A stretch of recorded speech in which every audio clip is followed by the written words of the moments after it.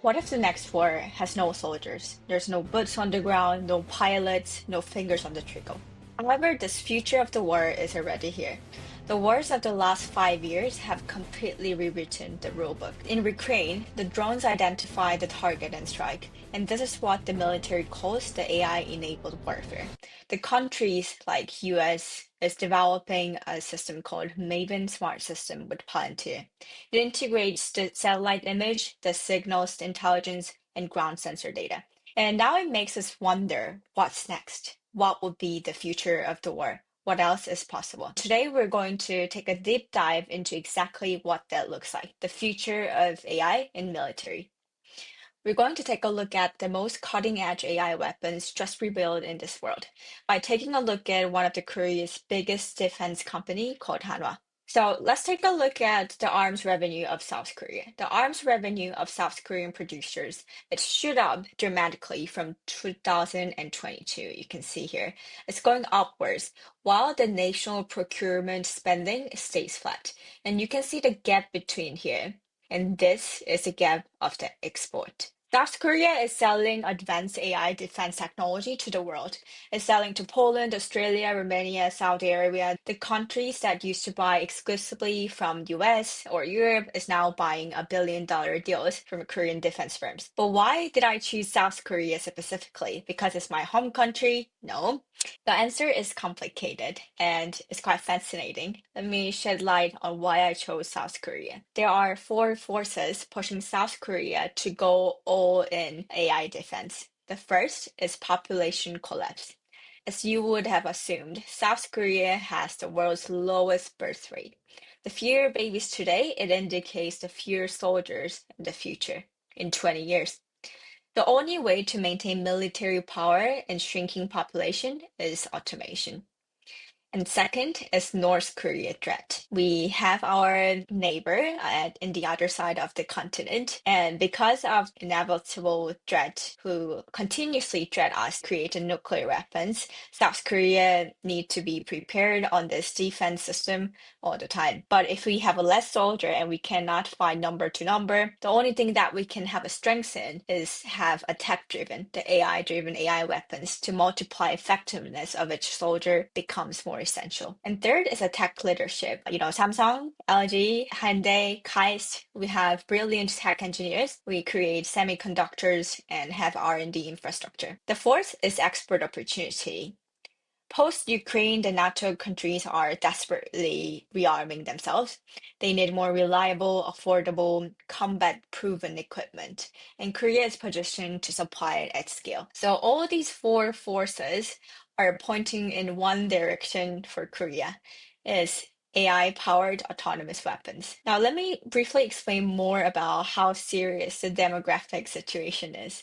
So this is the chart of South Korea's total fertility rate over time. Let's look at this first. From 2012 to 2022, our total birth rate has been decreasing sharply. As you can see, it was above 1.3 before, but now it is 0.78 in 2022. According to OECD, they say South Korea's population is expected to halve over the next 6 decades. It's one of the biggest social issues which can decide on the survival of Korea. And this means that the defense budgets competing with the pension cost. I've also brought very recent total birth rate related research.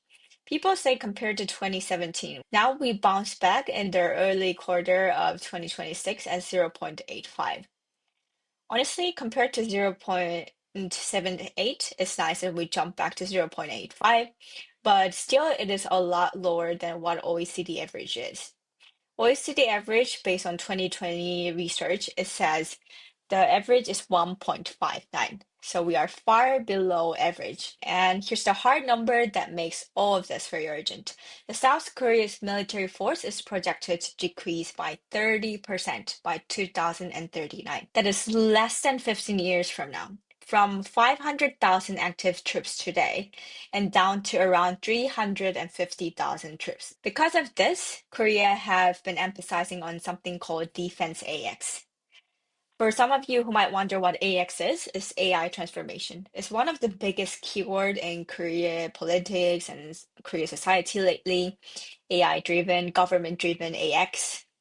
Anyway, so in January 2026, these people, the South Korean government made it official.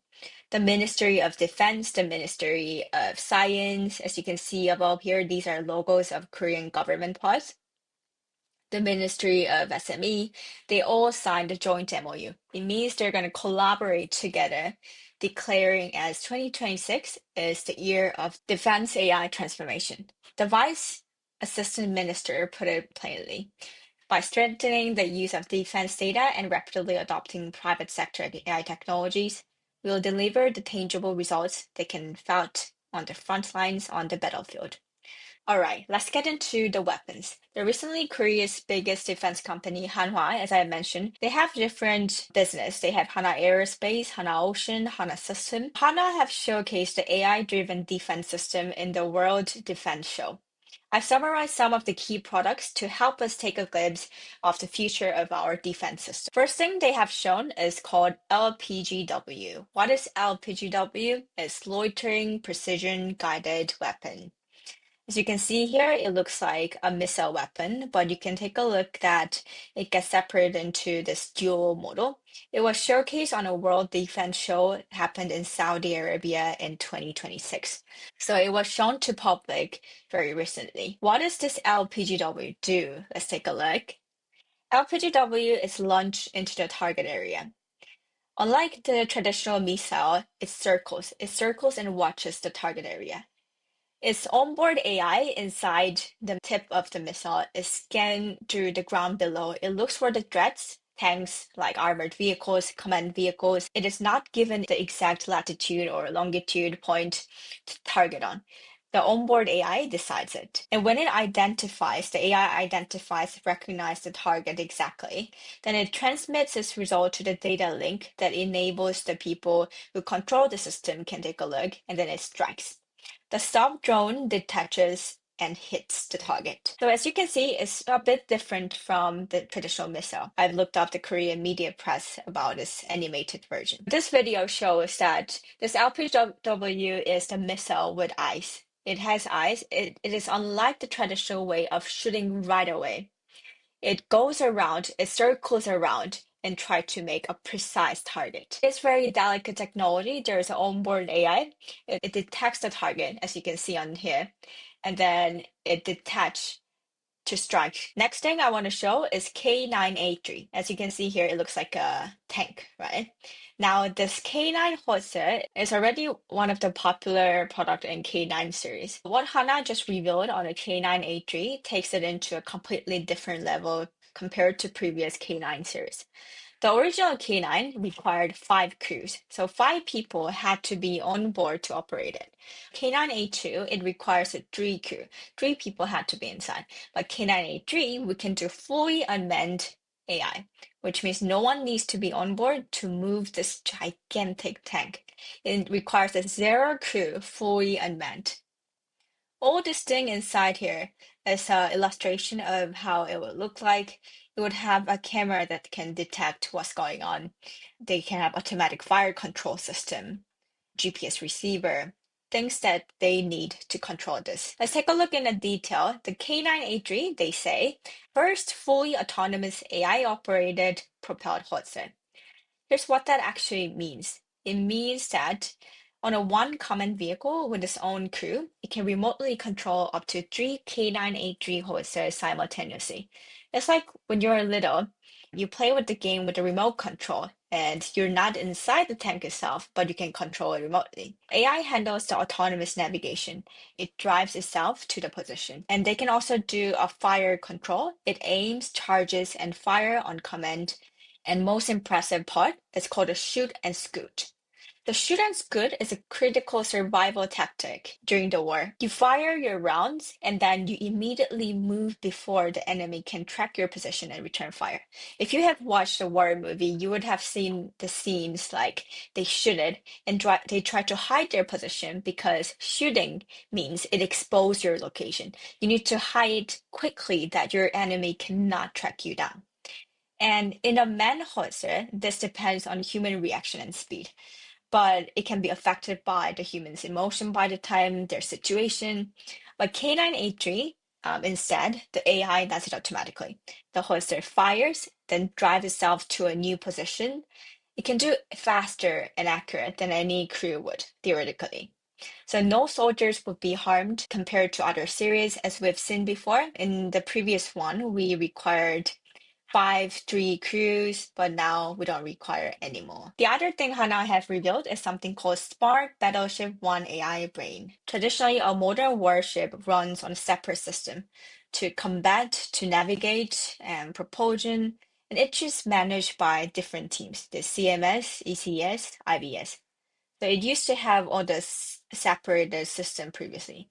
But what they say is the smart battleship, it integrates all three into one unified AI. Let's take a look at combat management system. What combat management system does is this is the brain of the weapons. It analyzes the multiple incoming threats. Let's say there's another battleship trying to attack and the missiles coming simultaneously. Which one should you target on? Which one should you analyze? Just like that, the AI analyzes multiple incoming threats and automatically determines the optimal engagement sequence. The fastest threat, the most dangerous threat, most likely hit probability, all calculated and acted on milliseconds. Next is engine control system. Because it's a gigantic battleship, you need to take into account the power management, how's the speed doing, and IBS is integrated bridge system.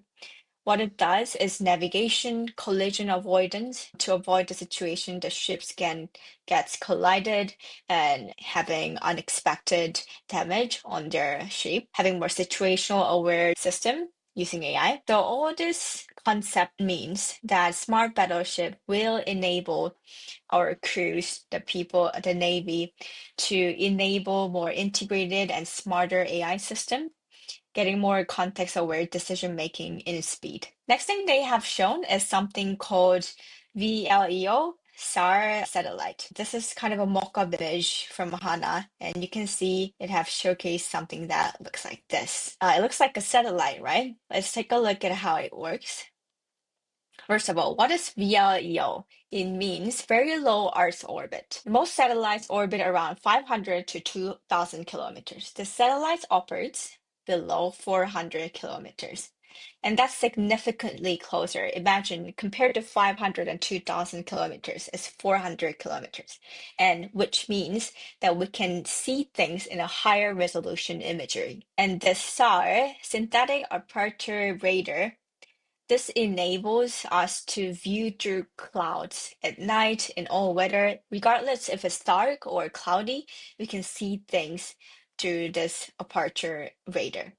So you cannot hide from it. And let's take a look at the most shocking part.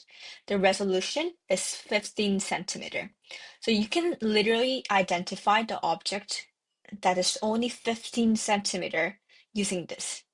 I felt this is one of the most shocking thing that I found during the research because I feel like there is potential of getting abused in a surveillance, but hopefully not. So this VLEO SAR technology, let's see how it works. The satellite from a 400-kilometer up close orbit, the AI solution processes the image in a real time, enhancing image quality, identifying targets automatically, and directly transmitting the targeting data to the ground-based weapon.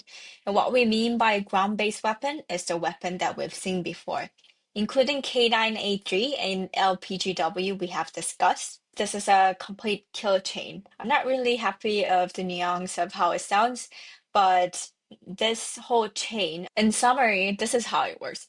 The satellite detects a tank column moving 400 kilometers below. The AI analyzes it, and AI identifies, it tracks, and it prioritizes the target using those imagery. And all these things are linked to the data link that transmits it.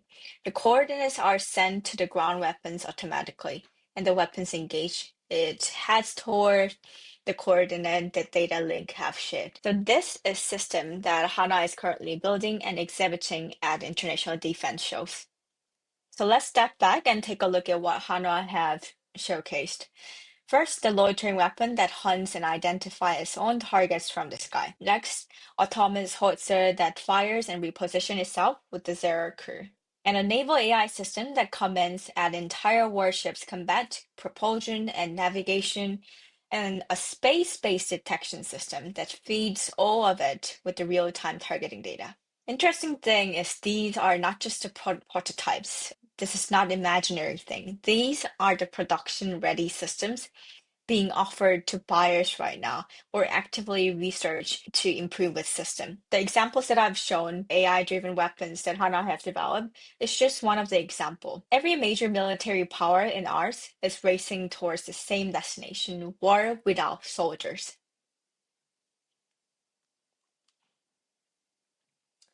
So here's a question I want to leave you all with. We have always assumed that humans decide when to go to war, humans pull the trigger. But what happens when the assumption no longer holds? When a satellite identifies a target and an AI confirms it, or a human commander confirms it, the weapon we saw today, from Hana's L-PG missile to the integrated space-grounded kill chain, are just the early chapters of the story that will redefine what war even means. It makes me wonder, does fewer soldiers mean less dying on the battlefield? Theoretically, it sounds good, but what if AI make mistakes? For example, there was a tragic event that happened in Iran. The very first day of US-Israel war on Iran, a missile struck to elementary school in the southern part of Iran. People say at least 175 people were killed, many of them were children. Then who is accountable of these innocent deaths? I hope even after you turn off this video, take your time and think who would be responsible for this damage? What else would be possible in the future? Would there be robots who'd be attacking each other? And what's the purpose of the war? If this video gave you something to think about, hit like and leave a comment. Tell me what you think about autonomous weapons and all the changes expected in the future. Are you more scared of technology or the humans who will misuse it? Subscribe for more deep dives on AI that's reshaping our world. I'll see you in the next one. Thank you.